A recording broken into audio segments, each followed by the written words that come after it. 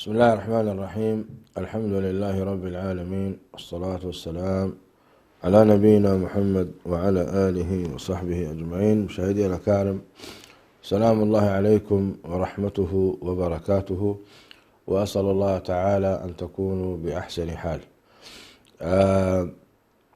حلقتنا اليوم ستكون حلقة خاصة بشأن بر الوالدين وعقوقهما، وذلك بسبب أن درس اللغة التجرينية كان عن حياة والدتي رحمة الله عليها، وأدخلها فسيح جناته. وحتى يكون الدرس متزامن باللغة العربية والتجرينية معا، أحببت أيضا أن تكون هذه الحلقة خاصة عن بر الوالدين. الله سبحانه وتعالى بعدله ومنه وكرمه أعطى للوالدين حقا عظيما، وقرنه سبحانه وتعالى بعبادته، وذلك لأنه هو الحكم العدل، فهما السبب الرئيسي في إيجادنا أو في وجودنا في الحياة. فلما كان كذلك جعل الله عز وجل حقهما مقارن بحقه سبحانه وتعالى، ولذلك قال: واعبدوا الله ولا تشركوا به شيئا وبالوالدين إحسانا. كما أنه سبحانه وتعالى راعى حق الوالدين من جهة ما تعانيه المرأة، فقال: ووصينا الإنسان بوالديه حملته أمه وهنا على وهن. وهنا سبحان الله وصى بوالديه، ثم خص الكلام على الأم، لأن الأم هي التي تحمل. لكن في الحقيقة، وإن كانت الأم تحمل وهي التي تعاني يعني عناء الحمل، إلا أن الرجل أيضا يحمل هذا الهم. هي تحمله جسدا وهو يحمله معنى، ويرعاها وينفق عليها ويتابع سير حملها حتى تنجب بسلام. من هنا كانت وصية الله عز وجل على الوالدين، فقال: ووصينا الإنسان بوالديه، ثم ذكر سبب الوصية: حملته أمه وهنا على وهن. نعم، إلى آخر الآية. ولخص الله سبحانه وتعالى، مشاهدي الأكارم، ما يتعلق بالوالدين في سورة الإسراء، فقال: وقضى ربك، يعني فرض وأمر وقرر، وقضى ربك ألا تعبدوا إلا إياه وبالوالدين إحسانا، لمقارنة معطوفة بحرف الواو التي تدل عطف المعنى على المعنى. وقضى ربك ألا تعبدوا إلا إياه وبالوالدين إحسانا. وهنا أيضا على مكانة التوحيد وضرورة البعد عن الشرك، كانت تأتي بعده مرتبة بر الوالدين والحذر من العقوق. وبين الله سبحانه وتعالى في سلسلة هذه الآيات ما يحصل من العقوق للوالدين. وقضى ربك أن لا تعبدوا إلا إياه وبالوالدين إحسانا إما يبلغن عندك الكبر أحدهما. لماذا بدأ الله سبحانه وتعالى بفترة الكبر وهي تقدم في العمر؟ لأن أقصى ما يحصل من التضجر والسآمة والملل من الوالدين هو عند كبرهما. أما وهما يعني شابين قويين أو كهلين قويين ويكونان مثلا غنيان لا يحتاجان، فيكون العقوق باتجاههما قليل ويكون البر سهل. لكن البر حينما يكون في فترة الكبر يكون صعبا ويحتاج إلى صبر، ولذلك وصى الله في هذه المرحلة فقال: إما يبلغن عندك الكبر أحدهما أو كلاهما. فبسبب كبر السن الأب ربما يسيء خلقه، والأم ربما يسيء خلقها أيضا، وبالتالي وجب الصبر على برهما وعلى حسن التعامل معهما. فلذلك قال الله: فلا تقل لهما أف. وهذه كلمة أف هي كلمة تضجر وكلمة يعني تشرح أو تعبر عن التضجر والسآمة والملل، وتعبر عن شيء من الغضب.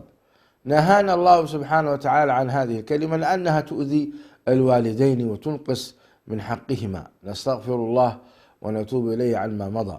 فقال: فلا تقل لهما أف ولا تنهرهما. بدأ بالصغير ثم انتقل إلى الكبير. ولا تنهرهما، النهر هو رفع الصوت مع الاختلاط بالغضب، كما يحصل في توجيه الأساتذة لبعض الأبناء المشاغبين، فيحصل رفع الصوت: لماذا لم تفعل كذا ولماذا لم تفعل كذا. فالله عز وجل ينهانا: فلا تقل لهما أف ولا تنهرهما. ولكن ثم أرشدنا ربنا سبحانه وتعالى أن نقول قولا كريما، وقل لهما قولا كريما. لاحظ أن التعبير هنا على القول بالقول الكريم، وهو أعلى درجات حسن الخلق وأعلى درجات التلطف. ولم يقل وقل لهما قولا حسنا أو قل لهما قولا طيب، لا، وقل لهما قولا كريما. والكرم والكرامة والكريم كلها تؤدي إلى أعلى معاني حسن التعامل مع الغير. فالكرم هو الزيادة في إكرام الضيف، الزيادة والمبالغة في إكرام الوالدين. فهنا عبر الله سبحانه وتعالى: وقل لهما قولا كريما. فيجب على الابن أن يختار أفضل الألفاظ وأحسنها على الإطلاق في مخاطبة الوالدين. فنجد بعض الناس ينادي أباه باسمه، يقول: يا عثمان، أو يقول: يا علي، ينادي والده بهذا، وهذا خطأ كبير. أو ينادي أمه باسمها، وهذا أيضا خطأ ويدل على قلة البر أن تنادي أباك.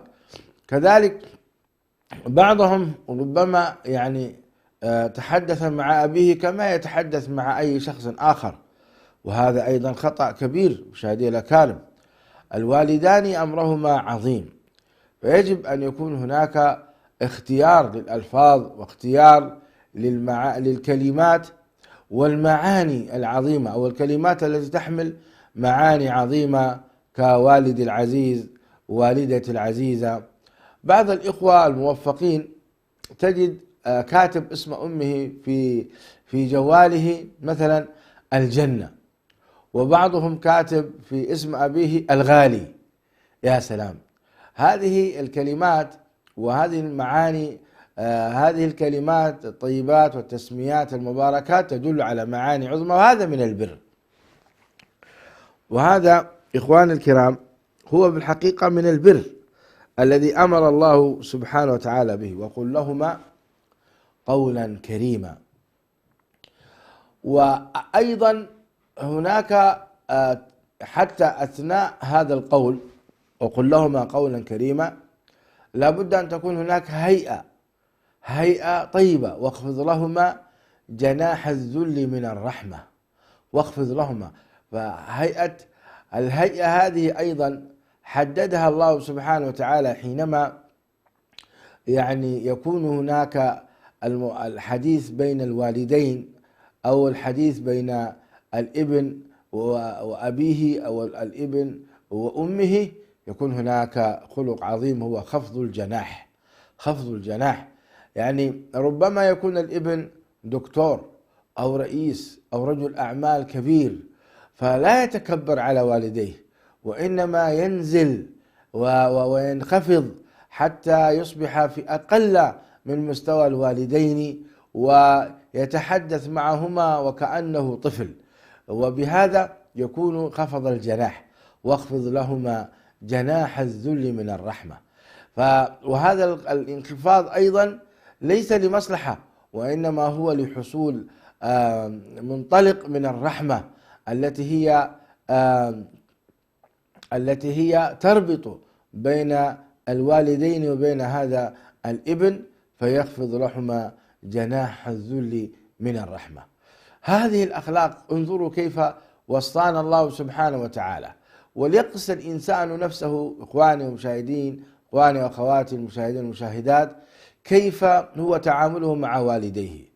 إذا كان والداك حيان فأنت يعني محظوظ جدا، وعندك باب عظيم من أبواب الجنة ففيهما فجاهد، كما قال النبي صلى الله عليه وسلم.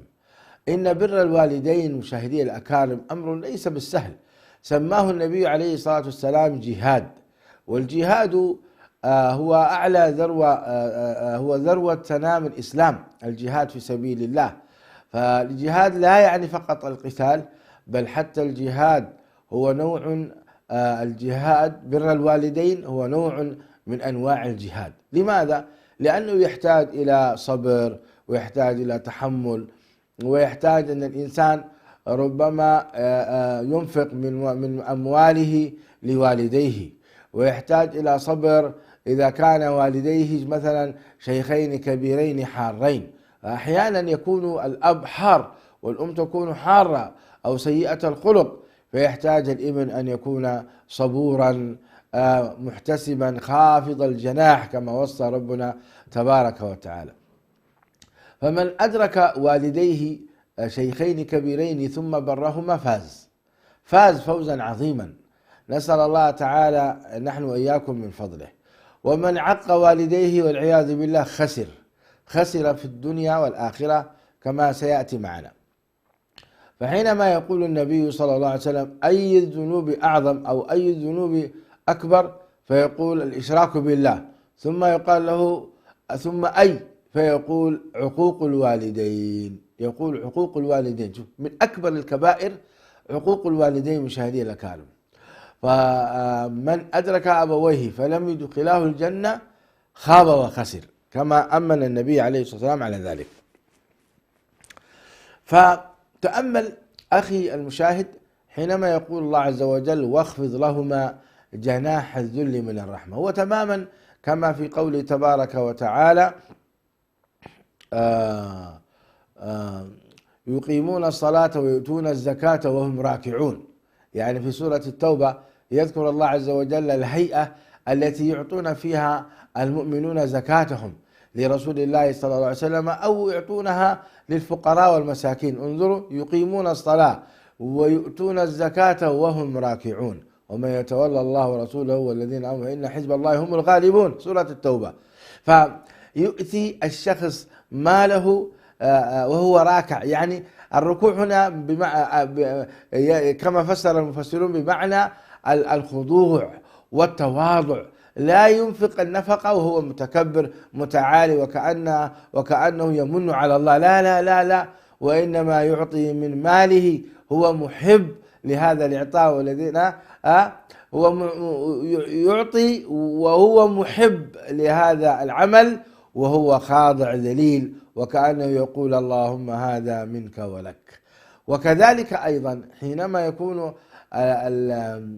البر مع الوالدين بخفض الجناح والتواضع يحقق هذا المعنى الذي نتحدث عنه مشاهدي الأكارم. إن بر الوالدين شأنهما عظيم، واخفض لهما جناح الذل من الرحمة، وقل رب ارحمهما كما ربياني صغيرا.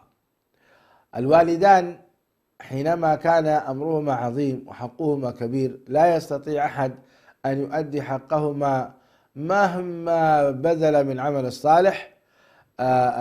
أشار الله سبحانه وتعالى أن أنت ربما تؤدي بعض حقهما من خلال الاستمرار في الدعاء لهما حتى الممات. الدعاء على الوالدين يكون حتى الممات مشاهدي الأكارم، كما قال الله تعالى: وقل رب ارحمهما كما ربياني صغيرا. والمطلوب هنا الاستمرار بالدعاء بطلب الرحمة والمغفرة. وحينما نجمع بين الكتاب والسنة، هنا الكتاب أشار بالرحمة، طلب الرحمة، والسنة النبوية أشارت بطلب الاستغفار. حينما سئل النبي صلى الله عليه وسلم، رجل جاء وسأل النبي عليه الصلاة والسلام: هل بقي من شيء أبر به والدي بعد وفاتهما؟ فقال النبي صلى الله عليه وسلم: نعم، الصلاة عليهما والاستغفار لهما وصلة الرحم التي لا توصل إلا بهما وإنفاذ عهدهما وإكرام صديقهما. هذه 5 أمور وصى بها النبي صلى الله عليه وسلم على بر الوالدين بعد وفاتهما. فقال: الصلاة عليهما. الصلاة هنا بمعنى الدعاء، لأن الصلاة في اللغة العربية هي معناها الدعاء، فيكون هنا الدعاء بشكل عام للوالدين، يكون الدعاء بشكل عام من أمور الآخرة العامة: اللهم اغفر لهما وارحمهما، اللهم وسع مدخلهما، واللهم افتح لهم أبواب الجنان وأغلق عليهم أبواب النيران، إلى آخره. ثم قال عليه الصلاة والسلام: والاستغفار لهما. وهنا خصص النبي عليه السلام الاستغفار للوالدين. ويأتي الأبوان يوم القيامة ويران نفسهما قد ارتفع درجات إلى الخير، فيسألان: مما هذا؟ فتقول الملائكة: هذا من دعاء ولدك لك، هذا من دعاء ولدك لك. وهنا مشاهدي الأكارم تكمن أهمية الولد الصالح، حينما يقول النبي صلى الله عليه وسلم: إذا مات الإنسان انقطع عمله إلا من 3. انقطع عمله، يعني هنا الآن مشاهدي الأكارم لا صلاة يلزم بها الميت، ولا صيام، بل لو كان عليه صيام صام عنه وليه، ولا يلزم أيضا بسائر الواجبات. الميت انقطع عمله، انتهى وينتهي هذا الملف، وتقدم إلى قبره وسأله منكر ونكير، فإن كان مؤمن فيجيب على أسئلة ال3 المعروفة: من ربك، ما دينك، من نبيك. وإن كان غير ذلك والعياذ بالله فيهلك، انتهى عمله، ينقطع بهذا إلا من 3: صدقة جارية، كان يكون قد بنى مسجدا أو حفر بئرا أو بنى وقفا للفقراء والمساكين، أو أي شيء من هذا المعنى الذي يؤدي إلى وقف من الأوقاف الخيرية، فيدر له بالحسنات وهو في قبره، يدر له بالحسنات، نسأل الله من فضله. ولذلك مشاهدي الأكارم، سلفنا الصالح ما من أحد عنده مال إلا أوقف لنفسه قبل موته، ما من أحد عنده مال، لأن هذه هي الوسيلة الوحيدة التي تجعل عملك يستمر إلى قيام الساعة. ما دام هذا الوقف موجود فعملك يدر خيرا. ولذلك عمر بن الخطاب أوقف أرضا هي أنفس مال عنده، أوقفها لله عز وجل ولابن السبيل وللفقراء والمساكين إلى آخر ما أوقفه وحبسه الفاروق رضي الله عنه وأرضاه. وكذلك أيضا أوقف عثمان بن عفان بئر روما، وإلى الآن الناس يسقي منها. تخيلوا 1443 سنة والناس تشرب من هذه البئر العجيبة التي حفظها الله. وكل ما كان الوقف مخلصا لله هيأ الله عز وجل له من يحفظه. مشاهدي الأكارم، أنتم ربما تعرفون قصة الطفلان اللذان وهبا النبي صلى الله عليه وآله وسلم قطعة الأرض التي بنى عليها المسجد. فلما سأل النبي عليه السلام بعد ما بركت الناقة، قال لمن هذه؟ لما بركت الناقة وتحمل النبي عليه الصلاة والسلام من جهة قباء باتجاه موقع، فقال النبي عليه الصلاة والسلام للصحابة: دعوها فإنها مأمورة، يعني أمرها الله عز وجل أن تقف في موقع تحديد. فبركت في مربد ليتيمين عفير وعفراء، فسأل النبي عليه الصلاة والسلام عنهما فحضرا، فقال لهما: تبيعان هذه الأرض؟ فقال له: بل نهبك إياها يا رسول الله. هناك روايتان أن النبي عليه الصلاة والسلام أصر على شراء هاتين الأرضين، وأيضا رواية تقول بأنهما تبرعا بهذه الأرض. وفي كلا الحالتين الله عز وجل لا يحرمهما من الأجر والثواب. انظروا مشاهدي الأكارم كيف هذين الولدين حصل على هذا الأجر العظيم من خلال هذا الوقف الكبير الذي يصلي فيه الناس الآن آلاف السنين إلى أن تقوم الساعة، وآلاف أو بل ملايين من المصلين يصلون بهذا المكان. انظروا إلى هذا الأجر المستمر. الخلاصة مشاهدي الأكارم هو الحرص على أن يكون للإنسان لديه وقف يدر عليه بالخير، صدقة جارية، هكذا عبر النبي صلى الله عليه وسلم. وكما قلت لكم ما من أحد من الصحابة عنده فضل مال إلا أوقف، ولذلك أعمالهم تسير إلى قيام الساعة. ثم قال بعدها عليه الصلاة والسلام: أو علم ينتفع به، وهذا أيضا درجة عالية من الصدقة، لأن العلم كل من عمل أحد بهذا العلم الذي علمه هذا العالم فإن الله عز وجل يكتب له أجره إلى قيام الساعة. ولذلك تسابق العلماء في التصنيف والتأليف هذه الكتب الآن، كتب السنن وكتب الصحاح، صحيح البخاري وصحيح مسلم وسنن النسائي وابن ماجه وأبو داود والترمذي. هذه كلها من أفضل الصدقات التي خلدها التاريخ، ولا يزال الناس يستفيدون منها جيل بعد جيل. هذه كلها حقيقة أعمال صالحة ترفع درجات هؤلاء العلماء، ويستمر أجرهم وعملهم إلى قيام الساعة، كل ما عمل فبخ. ولذلك هؤلاء لم يتركوا شيئا لأحد أن يؤلف بعدهم. جاء بعض العلماء في شرح هذه الكتب وتدريسها والتدريس عليها ونشرها وطباعتها. المهم أصبح الناس كلهم على هؤلاء الأئمة الذين فازوا بكلام رسول الله صلى الله عليه وآله وسلم. علم ينتفع به. اجتهد أن تكون عالما، اجتهد أن تكون داعية، اكتب شيئا لنفسك، اطبع مصحفا، اطبع كتابا، وزعه. حاول أن يكون لك علم ينتفع به، ليكون لك هذا في حياتك وبعد مماتك. الثالثة: أو ولد صالح يدعو له. الولد الصالح لا يأتي إلا بعد اختيار الزوجة الصالحة، والولد الصالح يحتاج إلى تربية وتوجيه وإرشاد، وبعد ذلك يأتي الولد الصالح الذي يدعو لك بعد مماتك. نسأل الله تعالى أن يجعلنا وإياكم من الصالحين، وأن يوفقنا للدعاء لوالدينا. مشاهدينا الأكارم فاصل ثم سنعود. بسم الله الرحمن الرحيم. مشاهدينا الأكارم عدنا. ما هو العمل الذي إذا عملناه نعتبر قد بررنا بآبائنا وأمهاتنا؟ أشارت الآيات الكريمات إلى شيء من أنواع البر، ونسردها الآن سردا. من أنواع البر قلنا الدعاء لهما، ومن أنواع البر صلة الرحم بهما، ومعنى ذلك أن الإنسان يصل أبويه إذا كان يسكن بعيدا عنهم، فيصلهم بالزيارة والاتصال ويتفقد أمرهم.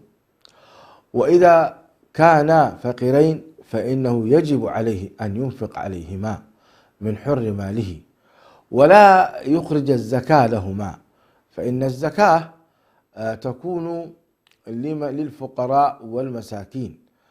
أما الوالدين فهما من ضمن أسرة الابن ومن ضمن عائلته، وأرفع من الزوجة وأرفع من الأبناء والذرية، فيجب على الزوج على الابن أن ينفق على والديه من حر ماله وهو راض وخاضع كما قلت لكم.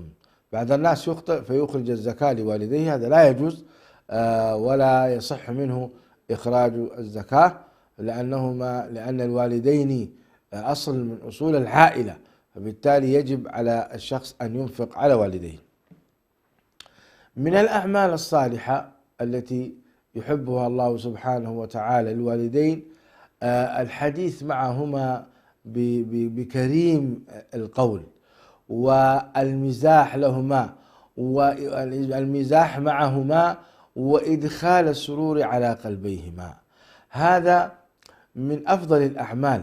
بعض الناس يزور أبويه فإذا جلس عنده يبدأ يتصفح في جهازه الموبايلي ولا يتحدث مع والديه ولا يحاول أن يدخل على قلبهما سرور، هذا خطأ ونقص.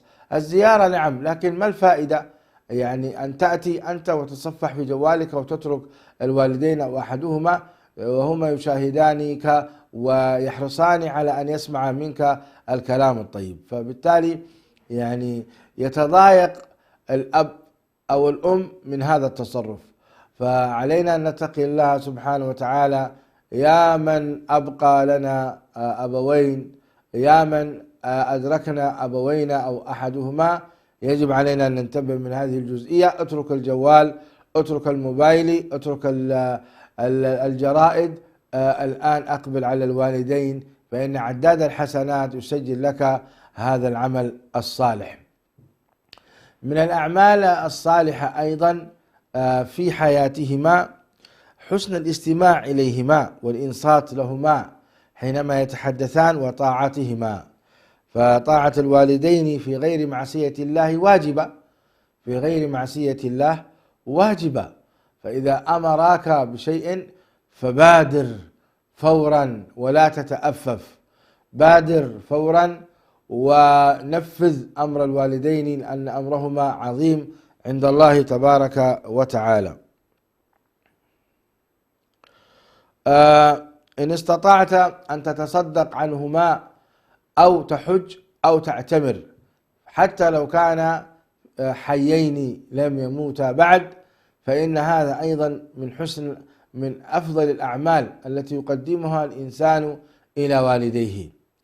جاءت امرأة خثعمية إلى النبي صلى الله عليه وسلم تقول: إن فريضة الحج أدركت أبي شيخا كبيرا لا يثبت على الراحلة، أفأحج عنه؟ فقال لها النبي صلى الله عليه وسلم: حجي عن أبيك. وهناك أيضا امرأة أخرى سألت أن أمها ماتت وعليها دين، فقالت: إن أمي ماتت وعليها دين أفأقضي عنها؟ فقال لها النبي صلى الله عليه وسلم: لو كان الدين هذا على أمك أكنت قاضيته؟ قالت: نعم. قال: فدين الله أحق أن يقضى، أو كما قال عليه الصلاة والسلام. هذا معنى الحديث. فإن الديون مبنية على المشاحة، فيجب على الابن قضاء ديون والديه وإخراج والديه من رق الديون. فالصدقة إذن تجوز، والحج إذن يجوز، والعمرة إذن تجوز للأحياء والأموات. هذه الأعمال أشبه ما يكون فيها إجماع بين العلماء. أما قراءة القرآن للميت وإهدائه فهذا فيه خلاف بين أهل العلم وتركه أو لا، لأن النبي صلى الله عليه وسلم لم يثبت عنه أنه قرأ شيئا من كتاب الله ثم أهداه للأموات، مع كثرتهم في حياته صلى الله عليه وسلم. إن كثيرا من المجاهدين وغيرهم الذين توفوا في حياته عليه الصلاة والسلام. وعلى سبيل ذلك من عائلته الكريمة بناته رقية عفوا فاطمة ماتت بعده، ولكن زينب ورقية وأم كلثوم هؤلاء متن في حياته صلى الله عليه وآله وسلم. وكذلك جعفر بن أبي طالب وحمزة بن عبد المطلب، هؤلاء من حياته. ولم ينقل عنه عليه الصلاة والسلام أنه قرأ قرآن وأهداهم، ولو كان هذا العمل فيه خير لسبقنا إليه ولسبقونا إليه الصحابة رضوان الله عليهم، وما ثبت غني عمن لم يثبت. نعم هناك علماء كبار أجازوا هذا، ولكن أنا أقول الأولى تركه، وخير الهدي هدي محمد صلى الله عليه وآله وسلم. وأنتم مشاهدي الأكارم تلاحظون أن النبي صلى الله عليه وسلم أكد عملا مهما للولد الصالح وهو الدعاء، حتى لم يذكر يحج عنه أو يتصدق عنه أو يقرأ القرآن عنه، وإنما قال أو ولد صالح يدعو له. فالدعاء مهم جدا. قل ما يعبأ بكم ربي لولا دعاؤكم. فالدعاء مهم خصوصا حينما يؤدى بشروطه وخشوعه وخضوعه ويكون فيه الإلحاح، فإن ذلك الحقيقة فيه خير كثير. نعم، فإذا هذه بعض الأعمال التي تكون لبر الوالدين. طيب، ما فائدة بر الوالدين مشاهدي الأكارم؟ من بر والديه ماذا ينال من الأجر؟ أولا، هو طاعة لله سبحانه وتعالى مقرون بعبادته. وأنت تتخيل حينما أنت تنفذ أمر الله، وانظر ماذا يعد الله لك الأجر والثواب في هذا العمل. يقول عليه الصلاة والسلام حينما سئل أي الأعمال أحب إلى الله، قال الصلاة لوقتها، ثم قيل أي؟ قال بر الوالدين. رأيتم مشاهدي الأكارم؟ إذن يقع بر الوالدين من أحب الأعمال إلى الله تبارك وتعالى. وإذا الله عز وجل أحب عملا، أحب من يحب من ينفذ هذا العمل. إذا أحب الله عز وجل عمل فإنه يحب من ينفذه، فيكون البار محبوب لله سبحانه وتعالى. وأنتم مشاهدي الأكارم تعرفون قصة أويس القرني. أويس القرني هذا من أدرك النبي صلى الله عليه وسلم ولكن لم يره، لم يقف على النبي عليه الصلاة والسلام، آمن به ولم يقابل النبي عليه الصلاة والسلام ولم يره. طبعا الصحابي تعرفه هو الذي رأى النبي صلى الله عليه وسلم وهو مؤمن، هذا هو الصحابي أويس القرني. والنجاشي أصحمه آمن بالنبي صلى الله عليه وسلم ولم يشاهداه، فلذلك يقولون العلماء عنهم تابعي مخضرم. تابعي مخضرم بمعنى أنه عهد يعني شهد وعهد زمن النبي صلى الله عليه وسلم ولم يشاهد. أويس القرني هذا من أهل اليمن من الصالحين، كان مبتلى ببرص في جسده، فسأل الله عز وجل فشفاه إلا موضع درهم في بطنه. وجاء وقال عليه الصلاة والسلام في هذا الرجل أويس القرني: سلوه أن يستغفر الله لكم فإنه مستجاب الدعاء. سلوه أن يغفر الله أن يستغفر الله لكم فإنه مستجاب الدعاء، أو كما قال النبي صلى الله عليه وآله وسلم. فلما حضر وفد اليمن حاجين، بدأ الصحابي الجليل عمر بن الخطاب يسأل: هل فيكم أويس القرني؟ هل فيكم أويس القرني؟ والناس لا تجيبه، حتى إذا كان شيخ كبير قال له: ليس فينا أحد بهذا الاسم إلا راع هو يرعى إبلنا ويرعى أمتعتنا ويرعى ماشيتنا في مكان كذا وكذا. فذهب إليه الخليفة الراشد عمر بن الخطاب مع علي بن أبي طالب، فقال لهم: من أنت يرحمك الله؟ فقال أويس القرني: أنا عبد من عبيد الله. قال: كلنا عبيد لله. قال: من أنت يرحمك الله؟ فقال له أويس: قال: أنا أويس القرني. فقال له علي بن أبي طالب: هل لك أن ترينا أن تكشف عن بطنك؟ قال: وما ذاك؟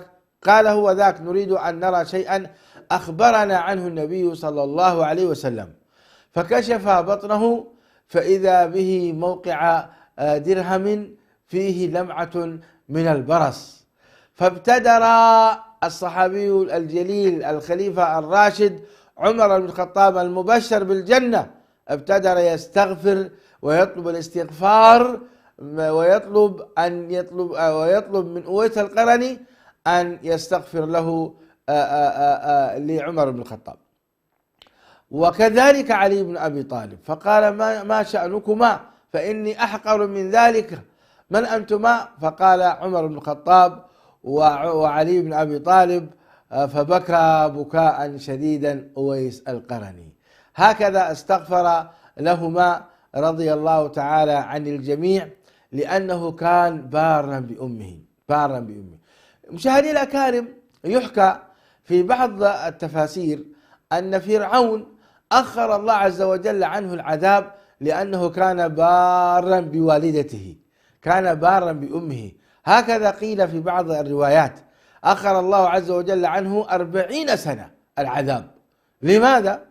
لأنه كان بار. بر الوالدين شأنه عظيم. هذا أويس القرني دعاؤه مستجاب لأنه كان بارا بوالدته، كان بارا بها جدا، فجعل الله عز وجل دعاءه مستجاب، لدرجة أن الخليفة الراشد عمر بن الخطاب يطلب منه أن يستغفر له لله عز وجل. إذن هذا هو العمل الصالح الذي يحبه الله سبحانه وتعالى. وفي الحديث الشريف أيضا: 3 دعوات لا ترد: دعوة الوالد لولده، دعوة الوالد لولده، كما أن دعوة الوالد على ولده أيضا لا ترد، لكن هذا الحديث ينص على أن دعوة الوالد لولده لا ترد. حينما أنت تتشرف بدعاء الوالدين لك، فإن اعلم أن الله أراد بك خيرا كثيرا. نسأل الله تعالى القبول لنا ولكم.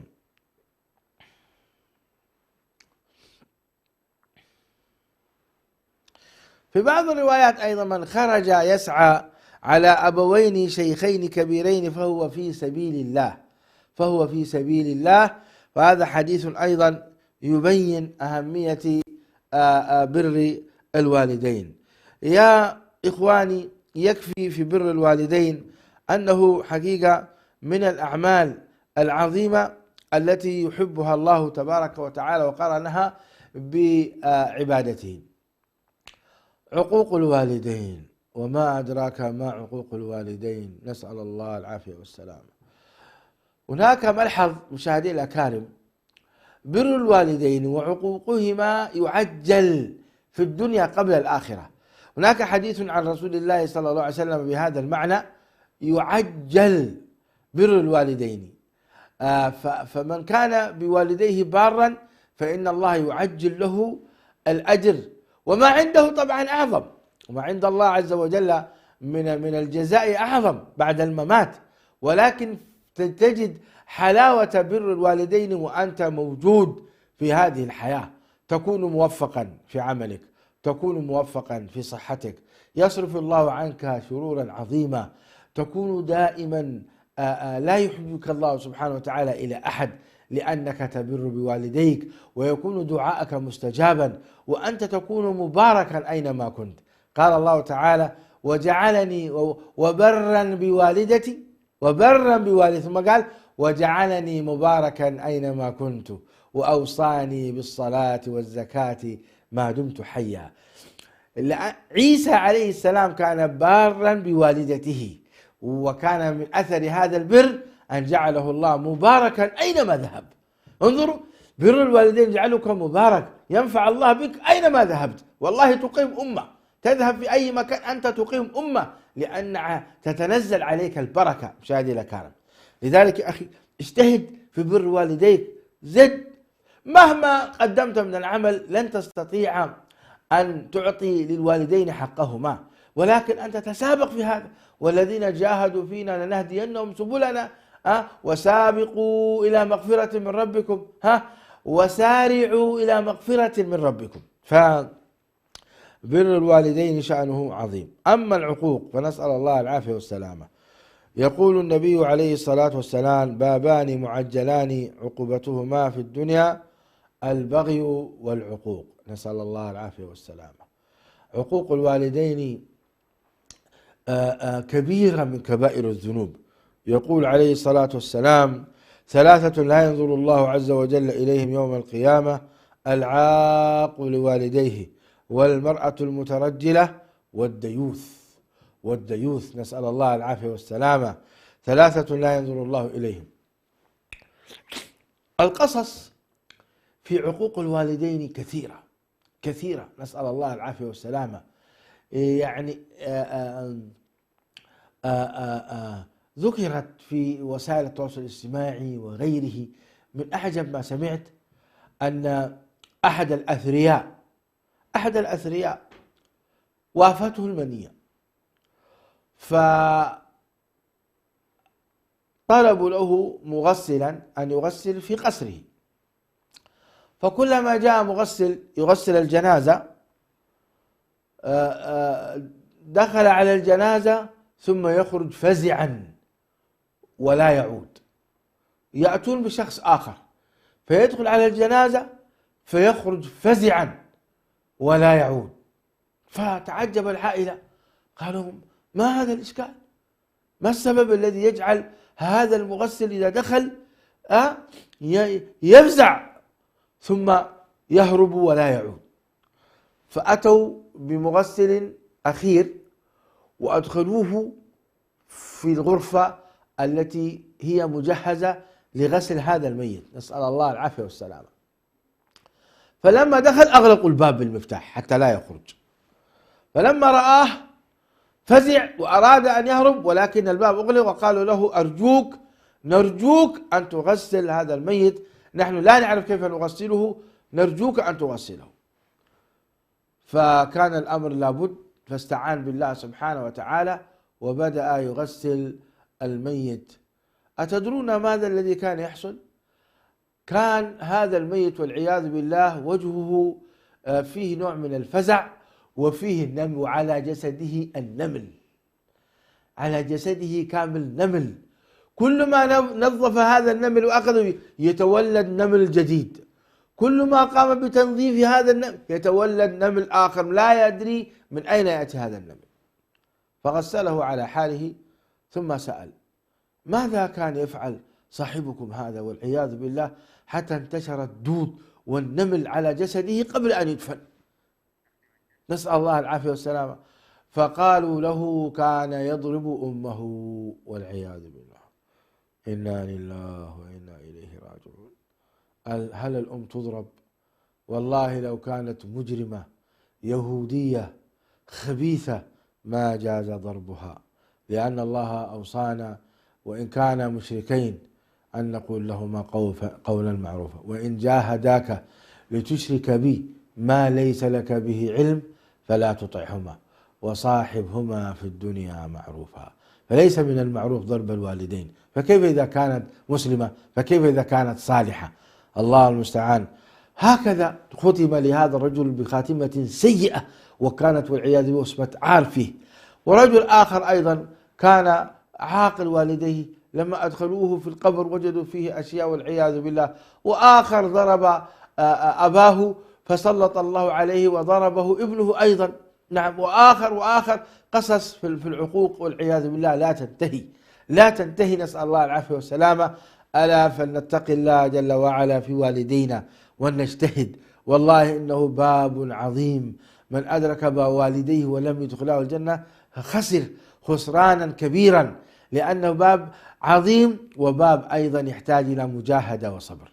مشاهدينا الكرام، كانت هذه حلقة خاصة عن بر الوالدين بسبب وفاة والدتي نوريا محمد نور حج عبد الرحيم. أسأل الله تعالى أن يتغمدها بواسع رحمته.